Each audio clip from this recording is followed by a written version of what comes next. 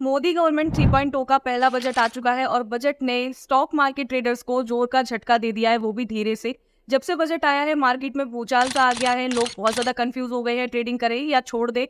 और अभी तक बहुत सारे लोग तो ये नहीं जानते हैं कि निर्मला मैडम ने ऐसा क्या बोल दिया जिसकी वजह से मार्केट इतनी ज्यादा डाउन हो गई। तो चलिए समझते हैं कि स्टॉक मार्केट को लेकर बजट की हाईलाइट्स क्या है और इसका मार्केट पर क्या इम्पैक्ट पड़ रहा है या आने वाले टाइम पे क्या पड़ने वाला है। Hi everyone, welcome back to our channel finance with Anju.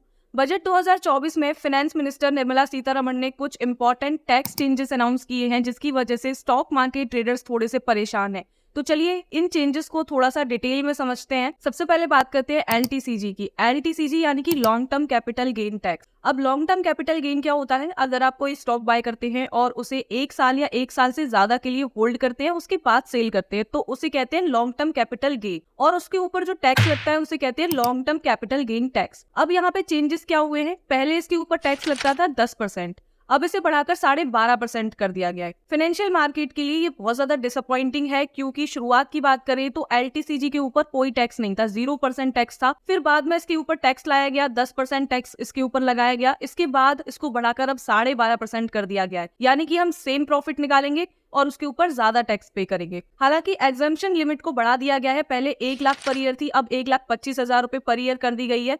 लेकिन इससे कोई बहुत ज्यादा फर्क नहीं पड़ने वाला है। सरकार का कहना है कि जो सीरियस इन्वेस्टर्स हैं, जो सीरियस इक्विटी इन्वेस्ट करते हैं, उनको इस चेंजेस से कोई बहुत ज्यादा इम्पैक्ट नहीं पड़ेगा। लेकिन वो तो ट्रेडर्स ही जानते हैं कि इस बात से उन्हें फर्क पड़ रहा है या नहीं पड़ रहा है। खैर, अब आ जाते हैं एसटीसीजी यानी कि short term capital gain tax पर। शॉर्ट टर्म कैपिटल गेन यानी कि आप कोई स्टॉक बाय करते हैं और उसे 1 साल से पहले ही सेल कर देते हैं, तो वो शॉर्ट टर्म कैपिटल गेन होता है। और इसके ऊपर जो पहले टैक्स लगता था वो 15% था, अब इसे बढ़ा दिया गया है, 20% कर दिया गया है, यानी कि अब सीधा 5% टैक्स अब ज्यादा पे करेंगे आप एसटीसीजी पर। अब फ्यूचर एंड ऑप्शंस की बात करें तो इसके ऊपर जो टैक्स लगता है वो होता है एसटीटी यानी कि सिक्योरिटीज ट्रांजैक्शन टैक्स। अब एसटीटी पहले ऑप्शंस पे लगता था 0.0625%, अब इसे बढ़ा दिया गया है, 0.1% कर दिया गया है।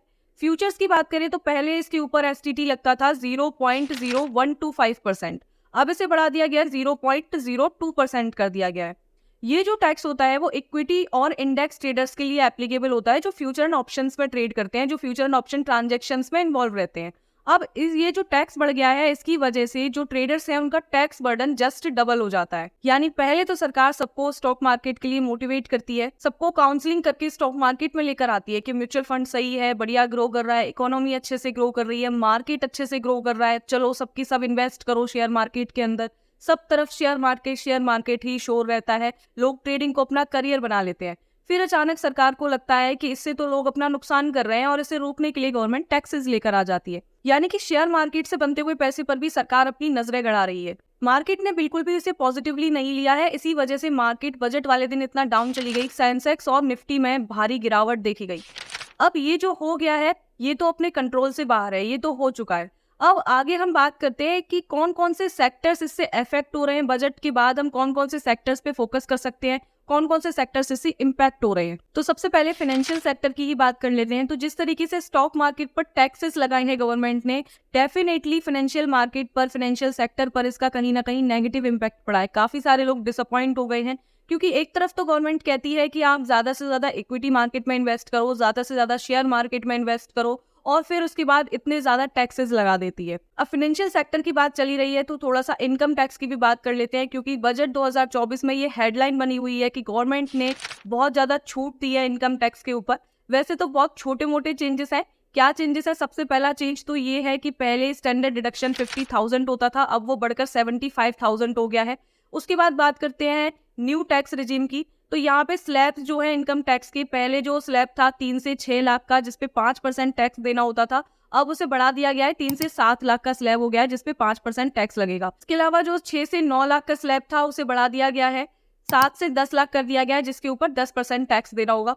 अगर आप 10 से 12 लाख के स्लैब में आते हैं तो आपको टैक्स 15% देना होगा, और अगर आप 12 से 15 लाख के स्लैब में आते हैं तो आपको टैक्स 20% देना होगा, और अगर आप 15 लाख से ऊपर के स्लैब में आते हैं तो आपको 30% टैक्स पे करना पड़ेगा। तो ये छोटे मोटे चेंजेस हैं, इससे कोई खासा फर्क नहीं पड़ने वाला है। इसके बाद बात करते हैं ज्वेलरी स्टॉक्स की। गोल्ड और प्रीसियस मेटल ज्वेलरी के ऊपर गवर्नमेंट ने कस्टम ड्यूटी को कम किया है इसके डोमेस्टिक वैल्यू एडिशन को बढ़ाने के लिए। इससे ज्वेलरी स्टॉक्स को ग्रोथ के चांसेस बढ़ जाते हैं। इसके बाद नेक्स्ट सेक्टर आता है battery sector. Finance minister Nirmala Sitharaman ने लिथियम और कॉपर जैसे इंपॉर्टेंट मिनरल्स पर इंपोर्ट ड्यूटी को कम्प्लीटली एग्जेम्प्ट करने का प्रपोजल दिया है। लिथियम और कॉपर दोनों का यूज बैटरी बनाने में किया जाता है, तो इससे बैटरी सेक्टर में ग्रोथ के चांसेस बढ़ जाते हैं। इसके बाद आता है एग्रीकल्चर सेक्टर।